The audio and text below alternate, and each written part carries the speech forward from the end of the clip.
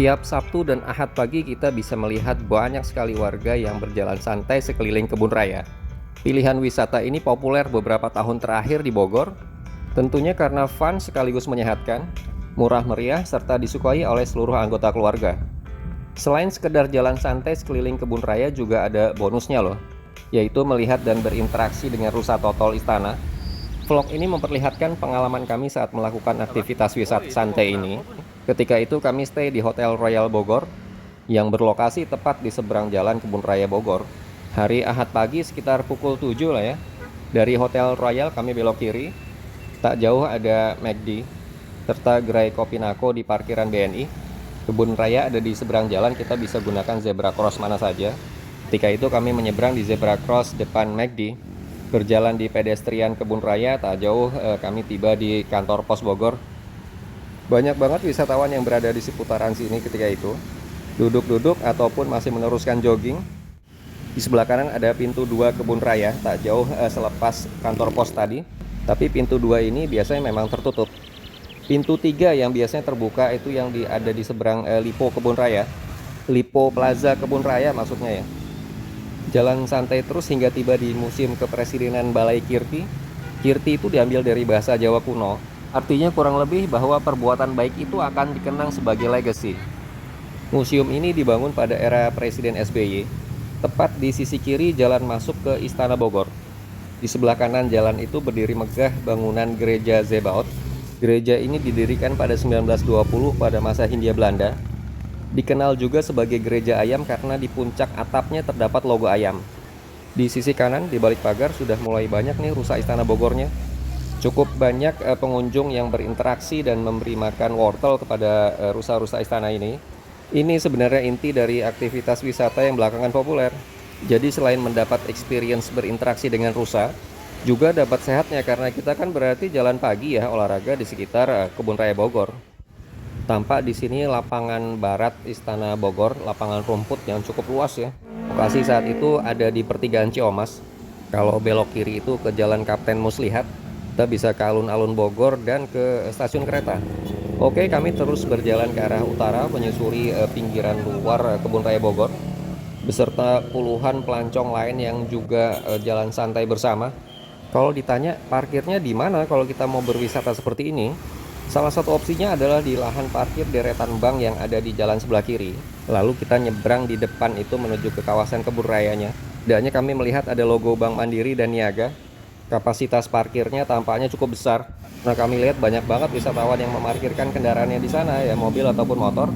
Lalu bisa memberi wortel untuk memberi makan rusa juga di sana. Lalu kita bisa menyeberangi jalan di zebra cross depan pohon beringin raksasa itu. Pelican Crossing sih lebih tepatnya.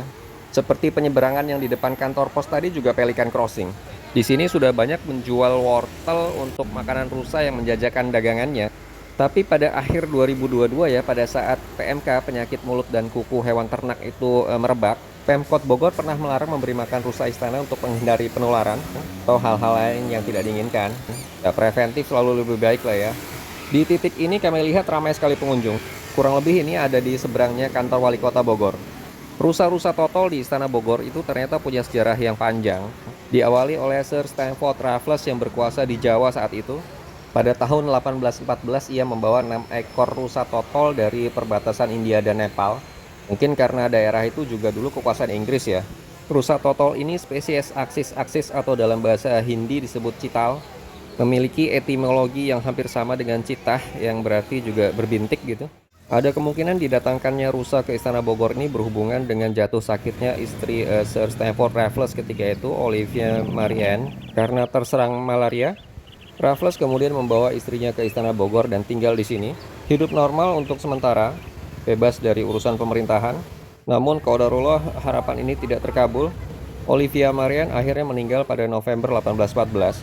Hal yang membuat Raffles sangat terpukul, hingga ia kemudian mendirikan monumen Lady Raffles di tempat istrinya meninggal, Kebun Raya Bogor, yang masih ada hingga saat ini. Monumen ini memiliki prasasti di bagian tengahnya yang memuat puisi karya Olivia Marianne sendiri. Monumen tanda cinta dari Raffles kepada istrinya yang meninggal di Bogor saat itu. Jadi tidak salah juga jika rusa Istana Bogor ini kita katakan sebagai legacy dari Raffles. saat menjadi orang nomor satu di Pulau Jawa pada 1811 sampai 1816. Dari 6 ekor rusa yang didatangkan saat itu, sekarang sudah berkembang menjadi 800 ekor lebih. Oh ya, jika diperhatikan antara lapangan rumput tempat rusa itu tinggal dengan jalan di balik pagar ini, karena ada jembatan batu di aliran sungai pembatasnya, maka rusa-rusa itu bisa menyeberang ke jalan di balik pagar ini. Mungkin itu penyebabnya kenapa ada saja rusa yang bisa sampai ke balik pagar, walaupun mereka sebenarnya tinggal di lapangan rumput di kejauhan sana. Di seberang jalan itu adalah Hotel Salak, yang itu yang kami tunjuk. Menurut informasi telah dibangun pada tahun 1856. Hotel Salak. Hotel Salak The Heritage. Pengen sih kapan-kapan stay di sini. Oh iya, Hotel Salak itu kan bersebelahan dengan kantor wali kota Bogor ya. Di antara kedua bangunan ini ada yang namanya titik nol kota Bogor. Ini juga spot yang menarik loh. Di sini ada tukang gulali. Agak jarang loh sekarang nemu tukang gulali. Anak-anak zaman now mungkin nggak banyak yang tahu nih. Oke, ini kami sudah berbalik arah, kembali menuju Hotel Royal tempat kami stay. Jarak antara Hotel Salak sampai Hotel Royal itu sekitar 1 kilo.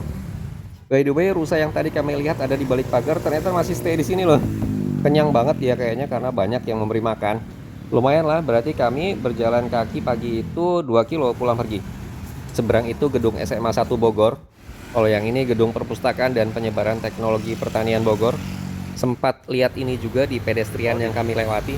Water tap sekaligus drinking water gitu. Tapi sayangnya sudah tidak operasional lagi. Padahal pengen nyoba nih langsung minum di sini. Oke, berjalan lagi sampai tiba di kawasan Taman Bambu. Di sebelah kiri kami di kebun raya ini adalah kawasan Taman Bambu. Khas dengan tanaman bambu gigantiusnya yang besar banget. Di dalam juga ternyata cukup banyak yang sedang berolahraga pagi. Ini kami sudah tiba kembali di Pelikan Crossing di depannya kantor pos, kami nyebrang di sini. Saatnya cari sarapan pagi. Ada bubur ayam dan lontong sayur nih ternyata, masuk ke sebelah kanan aja di sini. Lokasinya sebelum McD ya kalau dari pertigaan Ciomas. Lonsai deh. Cukup ramai di sini karena lokasi ini juga menjadi kantong parkir. Bis besar juga bisa ya parkir di sini. Sebagai lokasi alternatif nih, selain tadi yang kami sebutkan di area parkirnya dekat Bank Mandiri, Bank Niaga tadi ya. Ini sudah tiba kembali di pelataran parkirnya BNI 46. Terlihat gerai Kopi Nako di sebelah kanan itu yang atap putih. Ini sebenarnya dekat banget dari Hotel Royal. Kemarin malam itu sebenarnya kami mau ke Kopi Nako ini, tapi hujan deras jadi nggak jadi. Di sini terlihat pedestriannya lebar banget ya. Sangat memanjakan pejalan kaki. Tentunya karena banyak wisatawan juga sih. Oke, demikian kurang lebih pengalaman kami berwisata Ahad pagi. Jalan santai di seputaran Kebun Raya Bogor. Bonus yang luar biasa banget adalah melihat dari dekat rusa Istana Bogor. Anak-anak pastinya senang banget kalau diajak memberi makan rusa di sini. Aktivitas wisata keluarga murah meriah yang kami pikir sangat layak dicoba. Oke, that's all for now. Mudah-mudahan bisa memberi gambaran. Goodbye.